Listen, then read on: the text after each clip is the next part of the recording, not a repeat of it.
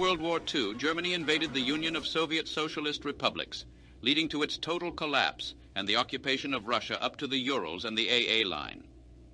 In the years following the war, various Russian warlords rose in the power vacuum created by the fall of the USSR.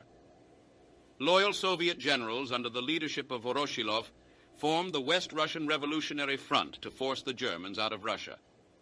The United States and Japan, both seeing a chance to counter German ambitions, would give military aid and support to the WRRF.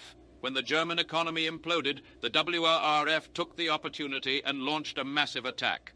The war began with a massive partisan offensive that caught the German forces totally by surprise, easily forcing Reichskommissariat Moscovian's forces back. Confusion ran rampant through the Wehrmacht as the Russian forces advanced westwards. Berlin, not wanting a total collapse in the east, scrambled to send reinforcements to prevent this. The war began to take its toll on the already struggling German economy, causing further strife. This was coupled with a major partisan uprising in Reichskommissariat Kaukasien by the Transcaucasian Soviet. Marshal Zhukov led Operation Suvorov, advancing toward Ukraine in the south. Marshal Tukhachevsky's forces, meanwhile, also saw many victories as they aggressively pushed into Moscovian from the north.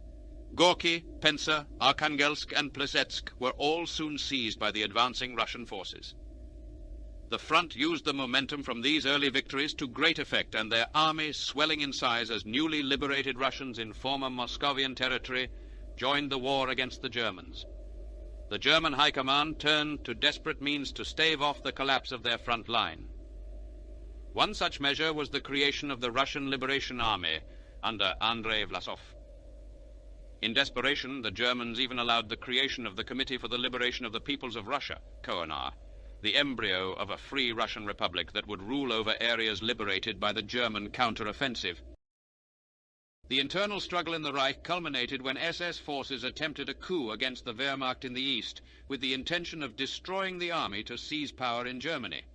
The coup failed, however, when General Hans Speidel preemptively attacked the SS, forcing them to disperse. Just as the front's forces were on the brink of reaching Moscow, the hardships of war began to take its toll on WRF forces as the German lines began to solidify. Many of the Soviet generals and their forces abandoned the war effort due to political divisions severely weakening the front from within. Due to these setbacks, Speidel was able to rally the Wehrmacht and defeat West Russia. At the same time, collaborationists such as Vladimir III pushed into communist territory, forming his own state in Vyatka. As WRF forces desperately fell back, Nikolai Averin gathered the bulk of what was left of the Russian armored forces for a last stand near Gorky, where he repelled the assaulting Wehrmacht to allow the remaining Russian troops to retreat safely. As a direct result of the SS coup, the SS state of Burgundy was created to appease Heinrich Himmler, and the Schutzstaffel was split into the German and Burgundian branches. The WRF collapsed and was left with control over the area surrounding Arkhangelsk to the far north. New warlord factions rose up to fill the power vacuum caused by the collapse of the WRF in their previously held territory. Despite Germany's success in the war, it was a Pyrrhic victory.